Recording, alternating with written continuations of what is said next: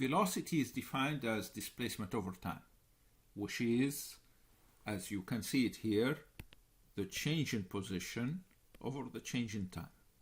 Displacement over time. The time is final time minus initial time. Displacement is final position minus initial position. In SI units, we use meters per second for velocity. Now, of course, that's for the magnitude of the velocity. Common day use, we use miles per hour, kilometers per hour, etc. Of course, since it is the difference of two vectors over a scalar, it is a vector. The velocity is a vector. Now, when t is very small, the quantity here, v, is what we call instantaneous velocity. The velocity over that small period of time, t. If t is large, then what we have really is an average velocity, and that's why we have these brackets here to remind us that it is an average velocity. Let's try an example. What is the magnitude of the average velocity of a racehorse when it runs full circle at 1,500 meters in 2 minutes? Okay, of course, one thing we need to do is to change the 2 minutes in seconds. 2 minutes, that's 2 minutes times 60 seconds over 1 minute. The minutes cancel out and we are left with 120 seconds. That's our time.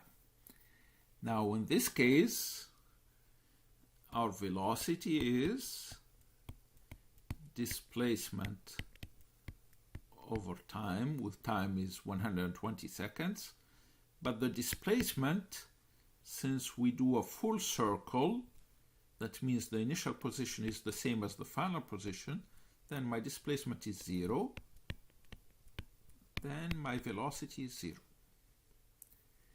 Next question, what if it runs half the full circle in 2 minutes? So the time is the same, I will not have to recalculate it.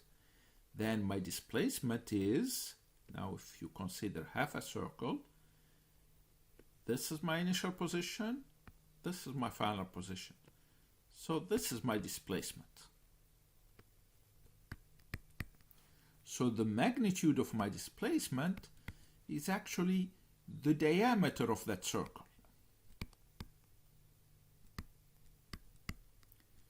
We are given the circumference.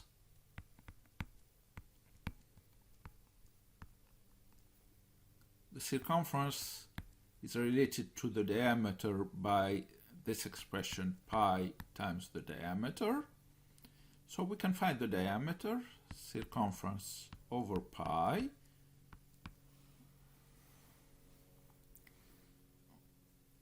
which gives us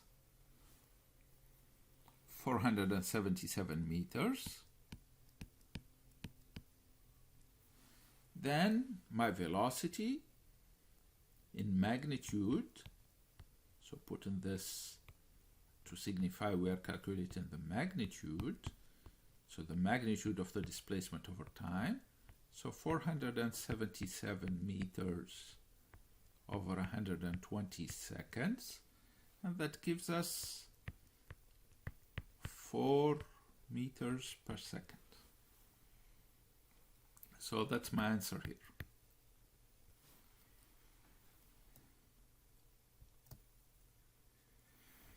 Now, what about speed? Speed is what we commonly use in our everyday life. It is a distance over a time instead of a displacement over time. The units, SI, it's again meters per second, but then we commonly use miles per hour or kilometers per hour. It is a scalar, it's not a vector, so direction is not important. And the speed is always positive. You cannot speak of something moving a negative speed. Now, since speed is not a vector, it's not going to be as useful for kinematic calculations as well. A vector carries more information, that's why it is more useful. Okay, let's look at the example that we had before, but in terms of speed. What's the average speed of a racehorse when it runs full circle 1500 meters in 120 seconds? In this case, the speed is distance over time.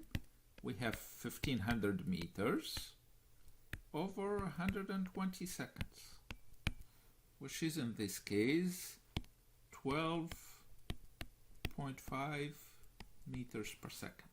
See, it's quite different from what we found for velocity.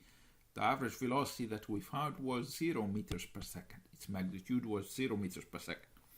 Now, what if it goes half a circle, like we did last time?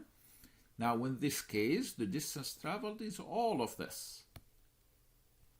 It's not the diameter like we did last time.